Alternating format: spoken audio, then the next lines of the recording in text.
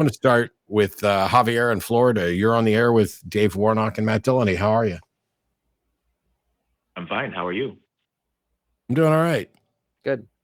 It says here you wanted to talk about the role religious people play in causing people to leave religion? Yeah, I guess I'll give a bit of context for that if you don't mind. Sure. All right. So it was a month or two ago that I started watching the Atheist Experience. I found it on YouTube and I found it really interesting. So I watched a couple episodes and some related content. And I found the debate you did with Sykes and Bruggencate, if you can even call that a debate.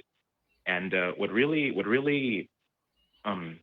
was really prominent in my mind is how he made his position just look so bad, Like he was just, oh, it's true because it is. And if you disagree with me, you're lying.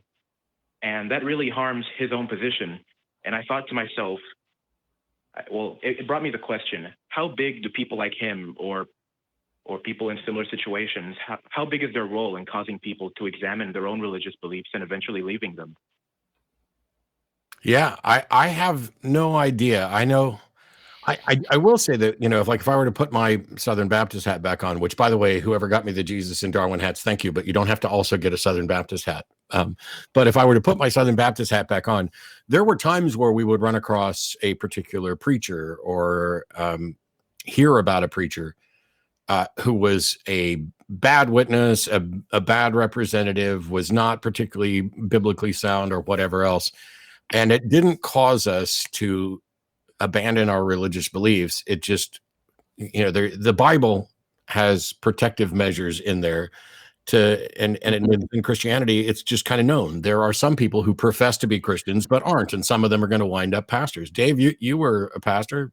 Yeah, no, I agree that the behavior of people, it wasn't a thing that moved me out of my faith. It was the actual faith itself, not having the answers that it purported to have. And so, yeah, like Matt said, there's a built-in escape clause for poor behavior among Christians because we have flesh and we are all sinners saved by grace. And so there's always that excuse, well, he's just misbehaving because we're all sinners, right? So what are you going to do? But the actual biblical narrative didn't add up. The faith itself didn't have the answers that it was supposed to have. And it took me a long time to see that. But nonetheless, that's what eventually led me out, not the people themselves. I see. That's real interesting. Well, thank you guys for your answers, and have a nice day. Sure. Bye. Thanks, Javier. Appreciate it. Did we answer the question? I guess we did. Well, it wasn't a question. He was just kind of speculating about whether or not bad arguments or bad representatives of Christianity are driving people away from. I think if there's somebody that's on the fence, that's like watching a debate like that and seeing how poorly represented his position was, I think it might cause someone to say, wow, no wonder I'm having questions, that kind of thing. Yeah. I think one of the things that doesn't happen very often, I think it was Rick Warren who wrote a book about the unexamined life, or he wrote purpose-driven life. Yeah, purpose-driven life. And somebody else talked about, maybe it was Dan Barker even, who was talking about twisting that. Instead of trying to reference anybody, let me get to the point that I was making, which is that I think it's unusual for people generally to do a deep dive into what they believe and why. Yeah. We generally speaking, we're busy living our lives. Right. And you just get either indoctrinated as a child and you grow up in it, or you come to Jesus like I did in a vulnerable spot, and you're not really examining the full content of it. And until you hit a crisis point at some point, maybe you do, but until then, you're just kind of going down the flow of the river, like you put your canoe in and it's just going until you hit a rock. So yeah, they haven't examined the deep issues behind their faith. Yeah, and I'm reluctant. I'm not going to give a link or anything, but I stumbled across a link of a live stream video of 3 people in a car between San Antonio and Corpus being chased by the police. It's a couple live videos.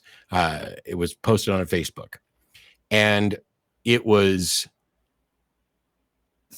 I'm not going to jail, and F this, and N-words dropping left and right, and just, why won't they leave me alone? If we can get to the county line, they're going to stop chasing us then. Meanwhile, they're being chased by state troopers and, all this other stuff. And they're doing this thing. And then I scroll down on her Facebook page, and just like a couple posts before that is, how much I love God and all this other stuff. And I don't use that as an example for a problem with Christianity. I'm using that as an example for why I don't point to those things as problems with Christianity, because even every Christian I knew in church growing up was still a sinner. They still did stuff. They, the notion that they're better, and they'll tell you, hey, Yeah. I'm not perfect. I'm just forgiven. They're doing the same stuff we're doing. Yeah, they have to be, because it's not like atheists are the only one that are visiting porn websites and, buying alcohol or doing drugs, or, we're not the only ones committing cheating on spouses and getting divorces and doing all those things. Yeah. It happens. You've seen prominent preachers do it. And then Jimmy Swaggart will break down and have a crying fit and, please forgive me. And then he's right back to where, kind of right back to where. Yeah, kind of. It just seems to me to be well within our benefit to just recognize that human beings, irrespective of what they believe about a God, fall into the same categories. There are people who are generally good, which I think is accurate for most people. And there are a handful of people who are really bad, but everybody's going to do bad stuff on occasion. And if that's the case, then I don't see how anybody can point and say, oh, look, Christianity has this, overwhelming benefit. I've said it before, Jesus never changed anyone's life. It's just people are being people, and we ascribe good behavior to Jesus when we're Christians. But when you're Christians and make bad behavior, then it's not Jesus' fault, it's your fault. So he gets a pass every time. Yep. It's a win-win scenario.